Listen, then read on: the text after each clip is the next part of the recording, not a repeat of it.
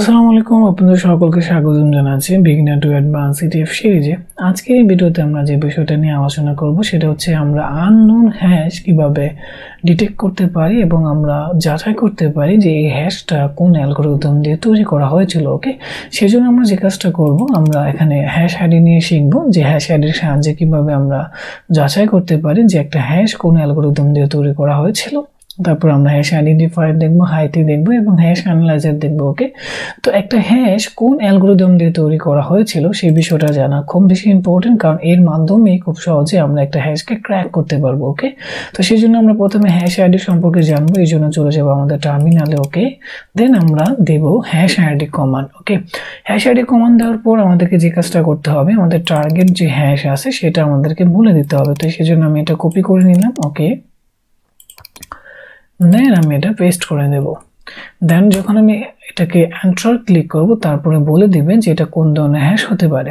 তো প্রথমে বলা আছে MD2, তারপরে MD5। ওকে, তো সেই বিষয়গুলো এখানে বলা আছে। এখন এই বিষয়টাকে যদি আমরা আরো অ্যাডভান্স করতে চাই, সেজন্য আমরা যে কাজটা করতে পারি, আমরা মেন কমান্ড দিই, তারপরে হ্যাশ আইডি দেই। দেন আমরা যদি এখানে দেখি যে এই বিষয়টাকে যদি আমরা আরো অ্যাডভান্স করতে চাই, তারপরে -m দেওয়া যেতে পারে, তারপরে -j দেওয়া যেতে পারে। এখন প্রশ্ন হচ্ছে যে -m দিলে কি হবে?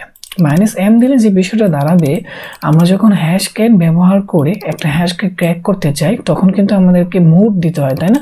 হ্যাশ মোড দিতে হয়। ইতিমধ্যে আমরা এটা হ্যাশ ক্যাটের ভিডিওতে দেখেছি। ওকে, তো আমরা যখন একটা হ্যাশকে আইডেন্টিফাই করব, সেই জন্য কিন্তু আমাদের মোডের প্রয়োজন হবে।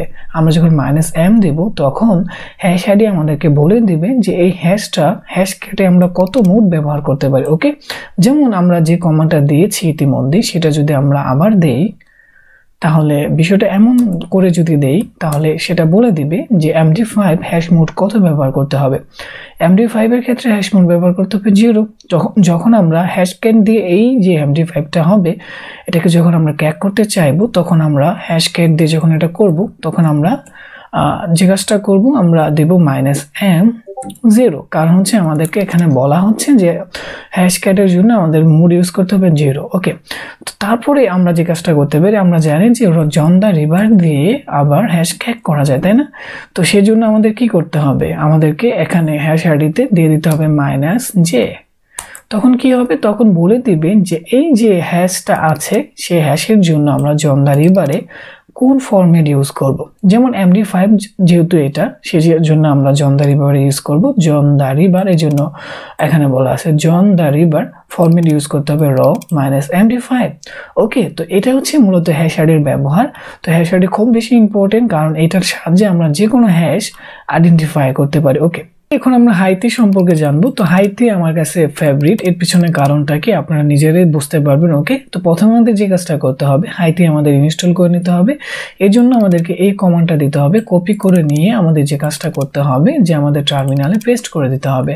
দেন এন্টার ক্লিক করলে হাইতি ইনস্টল হয়ে যাবে। ওকে, তো আমার ইনস্টল করা আছে, আপনারা করে নেবেন। এখন আমরা যে বিষয়টা দেখব যে হাইতির সাহায্যে আমরা কিভাবে যে কোনো হ্যাশ আইডেন্টিফাই করতে পারি। ওকে, তো সেই বিষয়টা আমরা এটাকে কপি করে নিলাম, কপি করে নিয়ে আমরা দেখব, অথবা এটাই কপি করে, তাই না? এটা কপি করে নিলাম, দেন আমরা এটা হাইতি দিয়ে দেখব। এখন হাইতি কেন ফেভারিট সেটা এখন আপনারা দেখতে পারবেন। তারপর আমরা পেস্ট করে দিব, প্রথমে হাইতি, তারপর আমাদের টার্গেট হ্যাশ। এন্টার ক্লিক করার পর আমরা দেখতে পাচ্ছি এটা অটোমেটিক বলে দিচ্ছে যে হ্যাশ, এটা হচ্ছে SHA-1 এবং এটা হ্যাশ ক্যাটের জন্য আমাদের মোড ইউজ করতে হবে 100 অর্থাৎ 100, আর জন দা রিভারের জন্য আমাদের ব্যবহার করতে হবে র SHA-1। ওকে, এখন প্রশ্ন হচ্ছে আমি কেন বললাম যে হাইতি আমার জন্য ফেভারিট। এখানে খেয়াল করুন, হাইতিতে জাস্ট হাইতি বলে টার্গেট ফাইল বলে দিলে আমাদেরকে বলে দিচ্ছে যে হ্যাশ ক্যাটের জন্য আমাদের ব্যবহার করতে হবে 100, আর জন দা রিভারের জন্য আমাদের ব্যবহার করতে হবে র SHA-1। তো এই জিনিসটা কিন্তু আপনি হ্যাশ আইডিতে পাবেন না, কারণ হ্যাশ আইডিতে আপনাকে কি করা হচ্ছে যে -m দেওয়া হচ্ছে, আবার -j দেওয়া হচ্ছে। এখানে অটোমেটিক ভাবে আপনাকে বলে দিচ্ছে, যার কারণে হাইতি আমার কাছে ফেভারিট। ওকে, তো এখন আমরা দেখলাম যে হাইতির সাহায্যে কিভাবে আমরা একটা হ্যাশ আইডেন্টিফাই করতে পারি। এখন আমরা যে বিষয়টা দেখব অনলাইনের ক্ষেত্রে, সেটা হচ্ছে হ্যাশ অ্যানালাইজার। হ্যাশ অ্যানালাইজার দিয়ে কিন্তু আমরা যাচাই করতে পারি যেটা কোন ধরনের হ্যাশ। এই যে হ্যাশ অ্যানালাইজার অনলাইন টুলস, এই জন্য আমাদেরকে সার্চ করতে হবে হ্যাশ অ্যানালাইজার, দেন এখানে এসে হ্যাশ আমাদের পেস্ট করে দিতে হবে। দেন আমরা যখন ক্লিক করব তখন আমরা দেখতে পারবো যেটা হচ্ছে SHA-1। ওকে, তো এখন সর্বশেষ যে বিষয়টা আমরা দেখব সেটা হচ্ছে হ্যাশ আইডেন্টিফায়ার। হ্যাশ আইডেন্টিফায়ার দিয়েও আমরা যে কোনো হ্যাশ আইডেন্টিফাই করতে পারি। ওকে, তো সেই জন্য আমাদের যে কাজটা করতে হবে, আমাদেরকে কমান্ড দিতে হবে এমন ফায়ার, দেন আমাদেরকে টার্গেট হ্যাশ অথবা এন্টার ক্লিক করতে পারি। তারপর আমরা যখন টার্গেট হ্যাশ দেব তখন এটা বলে দিবে যেটা কোন ধরনের হ্যাশ।